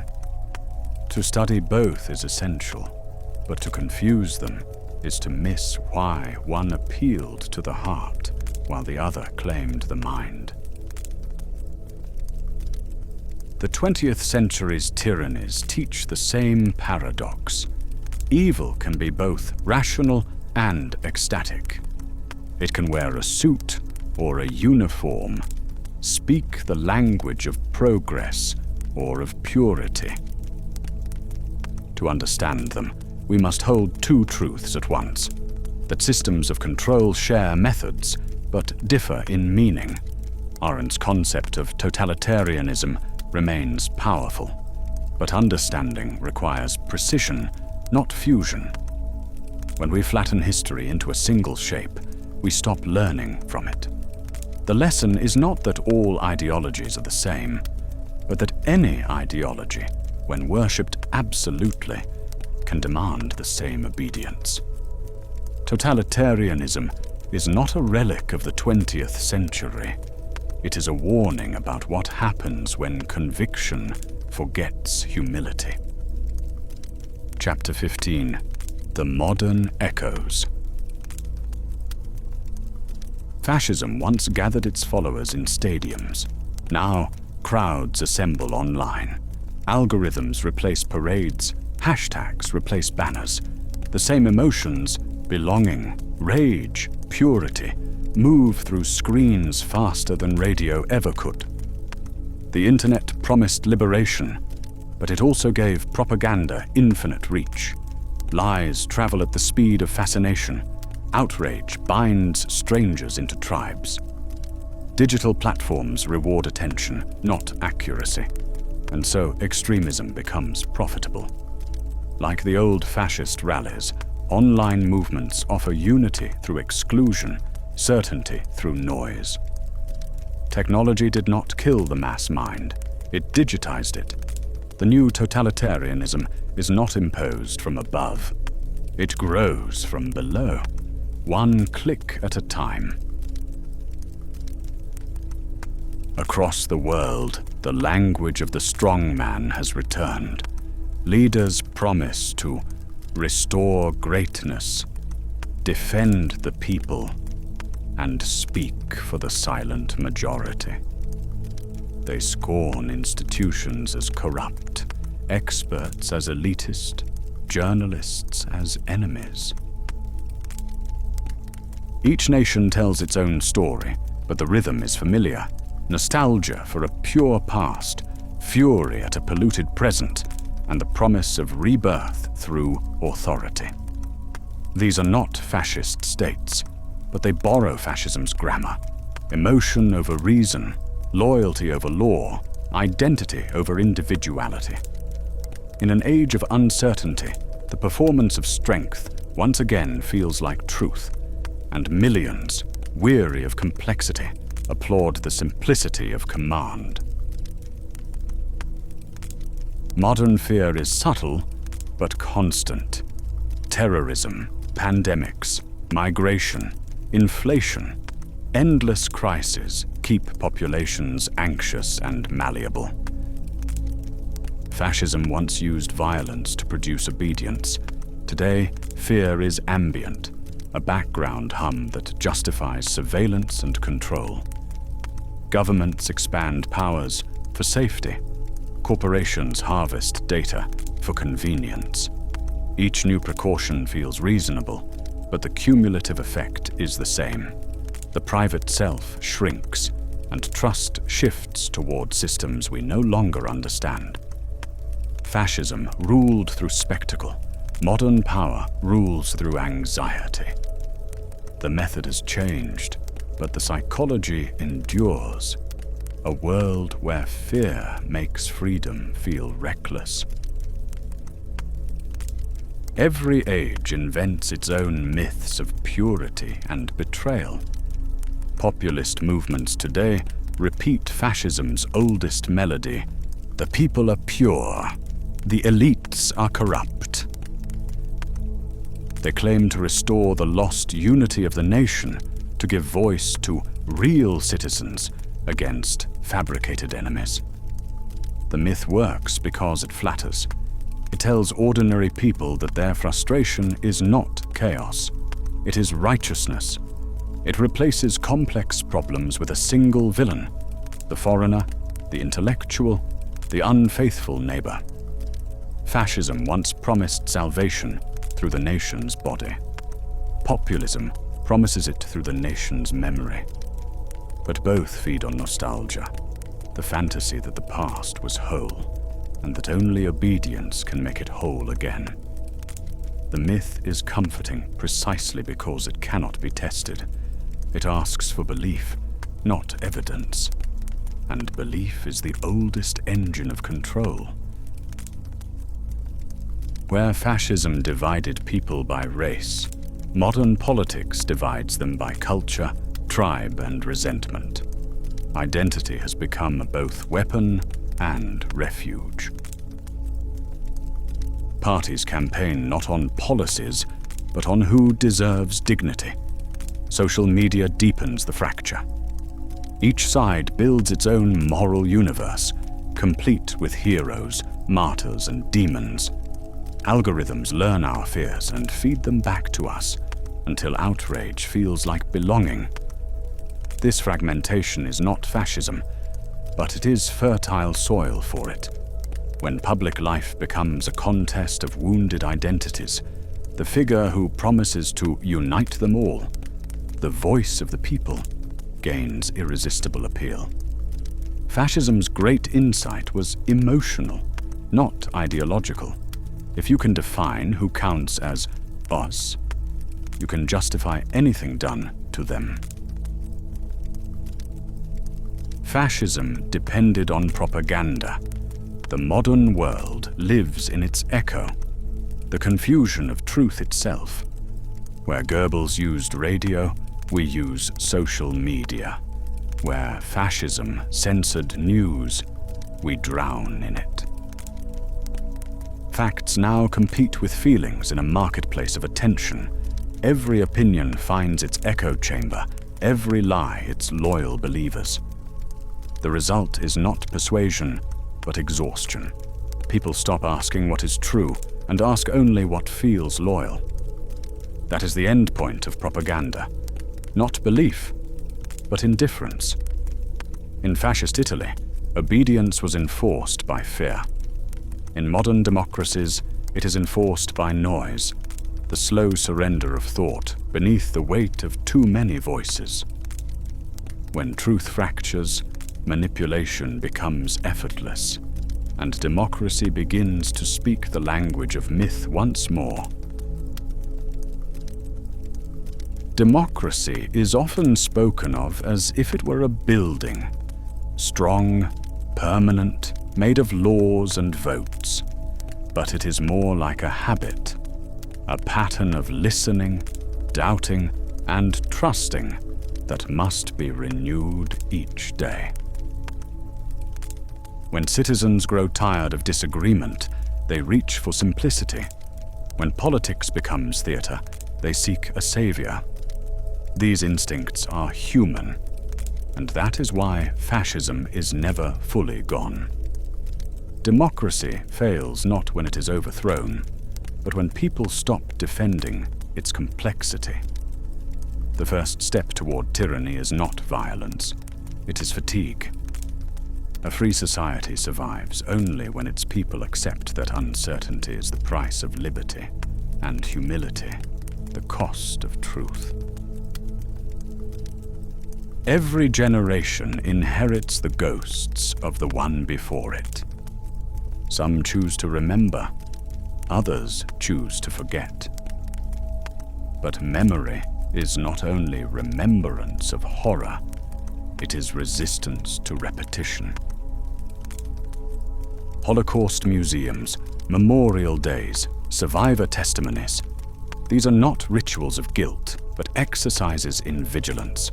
They remind us that civilization's collapse begins not with hate, but with indifference. To remember is to remain awake. To teach is to arm the future with recognition. Each retelling of the story renews the thin shield between fear and freedom. Fascism feeds on amnesia. Memory starves it. Fascism was never only a time or a place. It was a mirror, showing what happens when emotion replaces empathy and certainty replaces thought. We study it not to dwell in darkness, but to recognize its outline when the light begins to dim. It will return in different flags and faces whenever people trade responsibility for relief. The antidote is not perfection, but participation, the daily act of questioning power, refusing cruelty, and remembering that truth is everyone's burden. History never ends. It only waits to see who remembers. Thank you for joining us here at the Infinite Archive, and for taking the time to move slowly through one of the darkest and most revealing chapters of the modern world. If this journey helped you understand the history, psychology, and lingering echoes of fascism, please consider liking, subscribing, or sharing this audiobook with someone who might value it. Every gesture helps these long-form studies reach more curious minds. And as always, stay thoughtful, stay questioning, and stay awake to the lessons. History never stops teaching. Until next time, goodbye.